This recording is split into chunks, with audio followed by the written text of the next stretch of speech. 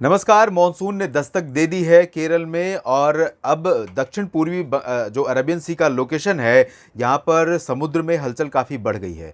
लेकिन इसके बावजूद दक्षिण भारत के क्षेत्रों में अभी बहुत झमाझम बारिश नहीं हो रही है। हालांकि अगले 3 दिनों के दौरान यानी 30-31 मई और 1 जून के दौरान दक्षिण प्रायद्वीपीय क्षेत्रों में कई जगहों पर व्यापक वर्षा होने की संभावना है और साथ ही साथ इस दौरान मानसून के केरल और तमिलनाडु में कुछ और इलाकों में आगे बढ़ने की भी संभावना नजर आ रही है। अगर हम नॉर्दर्न लिमिट ऑफ मानसून देखें तो यानी मानसून की जो उत्तरी सीमा है, तो इस समय केरल में आप देख सकते हैं तकरीबन 70-80% एरिया को कवर कर चुका है, कुछ ही हिस्से बाकी रह गए हैं।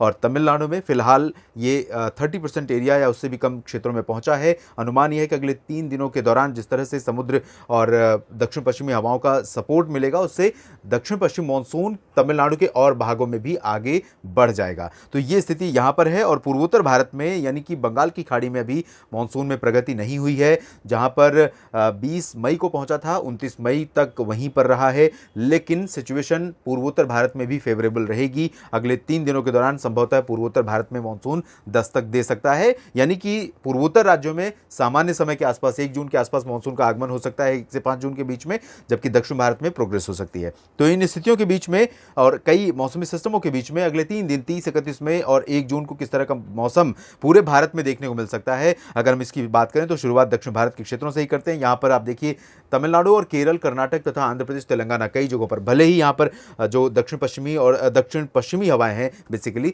दक्षिणी हवाएं हैं, उत्तर पश्चिमी, माफ कीजिएगा, उत्तरी दिशा से चलने वाली हवाएं हैं, तो ये हवाएं यहाँ भले आ रही हैं, लेकिन मॉइस्चर का इनपुट है। इनपुट कहाँ से मिल रहा है? यहाँ पर अरेबियन सी से थोड़ा सा मॉइस्चर आ रहा है, साथ ही साथ बंगाल की खाड़ी से भी हवाएं यहाँ पर पहुँच रही हैं, जिसकी वजह से बंगाल की खाड़ी से हवाएं अगर हम देखें तो यहाँ पर जो पूर्वोत्तर भारत का राज्य है, क्षेत्र है, यहाँ पर पहुँचने के बाद मिक्स हो रही हैं। तो इस वजह से यहाँ पर हमें सेंट्रल इंडिया और एडजॉइनिंग साउथ पेनिनसुलर रीजन, जिसमें तेलंगाना और उत्तरी तटीय आंध्र प्रदेश का क्षेत्र शामिल है और साथ ही साथ कर्नाटक के उत्तरी इलाके हैं, इन भागों में कुछ स्थानों पर बारिश हो सकती है।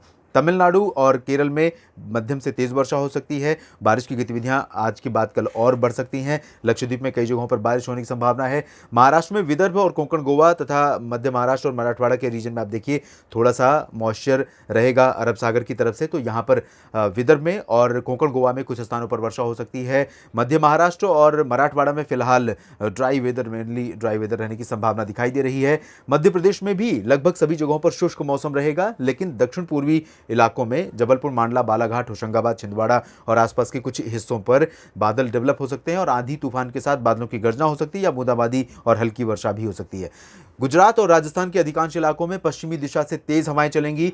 राजस्थान के लगभग सभी शहरों पर लू का प्रकोप रहेगा और तेज हवाएं 25 से 30 किलोमीटर प्रति घंटे की रफ्तार से हो सकती हैं, जिस वजह से यहां पर सामान्य जनजीवन प्रभावित होने वाली सिचुएशन हो सकती है। पंजाब, हरियाणा और दिल्ली तथा उत्तर प्रदेश के इलाकों पर थोड़े बहुत बादल रहेंगे। यहां पर मिक्सिंग है, जैसा कि पहले 3 दिनों से हो रही थी उसी तरह से, और कुछ इलाकों में वर्षा हो रही थी। कल भी राष्ट्रीय राजधानी दिल्ली और एनसीआर के कुछ इलाकों में बारिश हुई। पंजाब, हरियाणा में भी बारिश हुई। राजस्थान के उत्तर पूर्वी जिलों और वेस्ट उत्तर प्रदेश के कुछ जिलों में वर्षा रिकॉर्ड की गई। तो ये कंडीशन यहाँ पर अभी भी बनी हुई है आज के लिए, 30 मई के लिए। हालांकि 31 मई को सिचुएशन बदलेगी और यहाँ पर वो हवाएं जो पश्चिमी दिशा की हैं वो थोड़ा और अधिक प्रभावी हो जाएंगी। तो लू जैसे हालात पंजाब, हरियाणा, दिल्ली और उत्तर प्रदेश को अपनी गिरफ्त में ले लेंगे।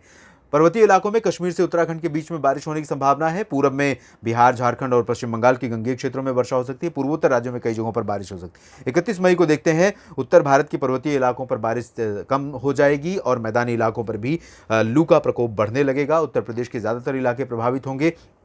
हालांकि पंजाब के उत्तरी क्षेत्रों से लेकर बिहार के बीच जो ये ट्रफ है, ये इसका प्रभाव रहेगा, तो थोड़ी सी पूर्वी आर्द्र हवाएं यहाँ पर पहुँच सकती हैं। अनुमान और आशंका ये है कि धूल भरी आंधी यहाँ पर अमृतसर से लेकर उत्तरी हरियाणा और उत्तर पश्चिमी उत्तर प्रदेश से लेकर उत्तरी जो तराई वाले रीजन हैं, इन भागों में कहीं पर भी हो सकता है। लेकिन दक्षिणी उत्तर प्रदेश, दिल्ली, दक्षिणी पंजाब, हरियाणा, राजस्थान, गुजरात, मध्य प्रदेश के ज़्यादातर जिलों में हीट वेव जैसे हालात फिर से डेवलप हो सकते हैं। बिहार, झारखंड में कई जगहों पर हल्की वर्षा होने की संभावना है। बिहार में ज़्यादा प्रोबेबिलिटी पॉसिबिलिटी रहेगी, झारखंड में कम। लेकिन यहाँ पर जिस तरह की सिचुएशन है हवाओं की, उससे हम रूल आउट नहीं कर सकते।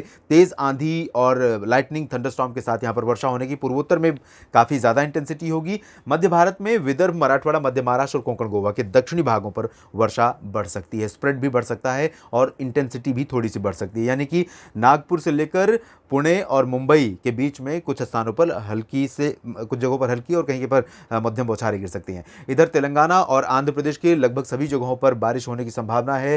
कर्नाटक में अधिकांश इलाकों पर मॉइस्चर पहुंच रहा है और इन भागों में बारिश हो सकती है। तमिलनाडु और केरल में भी कई जगहों पर वर्षा होने के संकेत दिखाई दे रहे हैं। मध्यम से तेज वर्षा यहां पर हो सकती है। लक्षद्वीप में भी बारिश हो सकती है। अंडमान निकोबार द्वीप समूह में भी कई जगहों पर वर्षा होने की संभावना है। इसके बाद हम बात करें अगर 1 जून की, तो 1 जून को पर्वतीय क्षेत्रों में कश्मीर के उत्तरी ज़िले और हिमाचल के उत्तरी ज़िले प्रभावित हो सकते हैं, लेकिन यहाँ पर प्रभाव बहुत कम रहेगा और गिलगित बाल्तिस्तान, मुजफ्फराबाद से लद्दाख के बीच में बारिश की संभावना रहेगी। मैदानी इलाकों में और सेंट्रल पार्ट्स में as usual heat wave condition, तेज़ हवाएं उत्तरी उत्तर पश्चिमी दिशा की। और इसके बाद पूर्वोत्तर भारत के राज्यों में कई जगहों पर मध्यम से भारी बारिश। छत्तीसगढ़, ओडिशा में बहुत ज़्यादा एक्टिविटी नहीं होगी, लेकिन मॉइस्चर यहाँ रहेगा, तो इतना क्लियर वेदर यहाँ पर नहीं रहने वाला। कुछ जगहों पर गरज के साथ गरज वाले बादल डेवलप हो सकते हैं और कुछ जगहों पर वर्षा भी हो सकती है। महाराष्ट्र में दक्षिणी भागों में बारिश की संभावना रहेगी, मुंबई से लेकर नीचे नीचे के जो हिस्से हैं। और इसके बाद कर्नाटक, केरल, तमिलनाडु, तेलंगाना और साथ ही साथ आंध्र प्रदेश के इलाकों में कई जगहों पर वर्षा संभावित है। केरल में और कर्नाटक के तटीय इलाकों में, साथ ही साथ तमिलनाडु के कुछ इलाकों में भारी बौछारें भी अगले 3 दिनों के दौरान गिर सकती हैं। और इसी दौरान लक्षद्वीप और एडजॉइनिंग प्लेसेस पर जो सी कंडीशन है वो काफ़ी रफ रहेगी। यहाँ पर मछुआरों को अगले 3 दिनों के दौरान मछुआरों को समुद्र से दूर रहने की सलाह दी गई है। तो मानसून का अभी थोड़ा ढुलमुल रवैया ज़रूर है, लेकिन आने वाले समय में, हालांकि अगले 1 सप्ताह का मैंने चार्ट देखा था, मॉडल चार्ट, तो अगले 1 सप्ताह के दौरान उत्तरी इलाकों से हवाएं इस तरह जो आ रही हैं ये काफ़ी प्रभावी और इसी तरह से बनी रहेंगी। तो इसका ये जो हवाएं हैं ये कहीं ना कहीं मानसून की स्पीड को, मानसून के प्रभाव को यहाँ पर सप्रेस करेंगी, थोड़ा दबाएंगी। तो ये हवाएं जब तक कमज़ोर नहीं होती हैं और या फिर ये दक्षिण पश्चिमी हवाएं जब तक बहुत ज़्यादा प्रभावी नहीं होती हैं, मानसून के प्रोग्रेस और मानसून के झमाझम बारिश देने की संभावनाएं कमतर बनी रहेंगी। आप लगातार जुड़े रहिएगा मौसम तक चैनल के साथ। अपडेट्स करता जो भी होंगे मौसम के, वो मैं आप तक पहुंचाता रहूंगा। धन्यवाद।